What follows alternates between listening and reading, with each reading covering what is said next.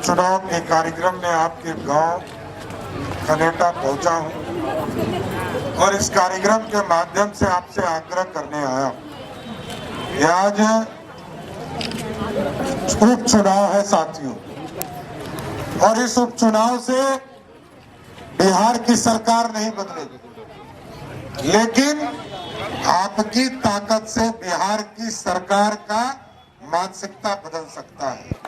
मैं यही आग्रह कर रहा हूं। और आप यदि पिछले 34 वर्षों से लगातार आप गुलामी खट रहे हैं और एक ही व्यक्ति, एक ही परिवार और एक ही लोग इस बेलागंज विधानसभा में चुनाव जीतते आए, हम आग्रह करने आए आपसे, ये बिहार समृद्धि की ओर तभी जाएगा जब आपका साथ मिलेगा। और आप याद कीजिए, 15 वर्षों तक बिहार में लालू प्रसाद जी का राज रहा, लेकिन कभी विकास की किरण गया तक नहीं पहुंचा, बेलागंज तक नहीं पहुंचा। इसलिए साथियों, स्पष्ट नरेंद्र मोदी जी की सरकार बनी, देश में मोदी जी ने कहा 2014 में कि 16 तक गांव-गांव बिजली पहुंचा देंगे।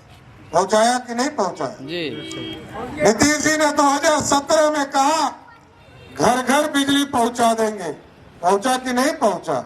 अब मोदी जी ने कहा है कि आपने जो सरकार 2024 में बनाकर यहाँ से जीतन राम मांझी जी को सांसद बनाकर भेजा, देश के यशस्वी प्रधानमंत्री जी ने भारत की सरकार में उनको मंत्री भी बनाया है।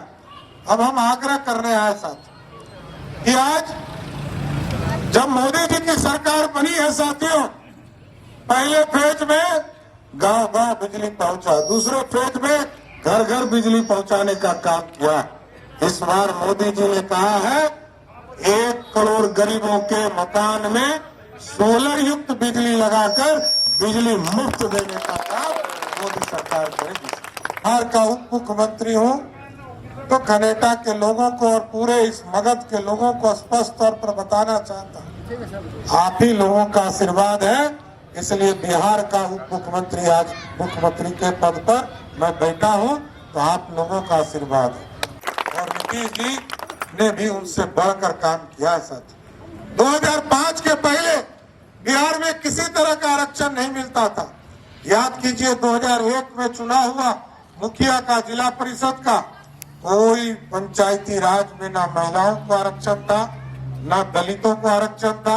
लालू जी सिर्फ बोलते हैं कि आरक्षण दूंगा, देते नहीं है। आरक्षण किसको दिया?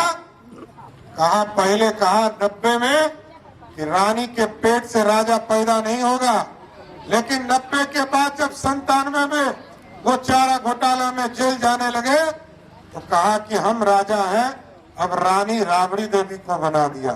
और जब राबड़ी देवी हट गई साथियों, चुनाव हार गई, तो कहा मेरा ये बेटा राजकुमार बनकर अब गद्दी पर उप मुख्यमंत्री बनेगा। फिर दूसरे बेटे को उप मंत्री बनाने का काम किया, और इस चुनाव में 2-2 बेटी को टिकट देकर लोकसभा पहुंचाने का प्रयास किया। एक जीत गई, एक हार गई। इसलिए साथियों, आपके लिए कोई आरक्षण नहीं है, आरक्षण सिर्फ लालू प्रसाद के परिवार के लिए है, दूसरा किसी के लिए नहीं। आपका साथ चाहिए, आपका विश्वास चाहिए। आपके विश्वास पर बिहार की राजनीति और आगे बढ़ सकती है।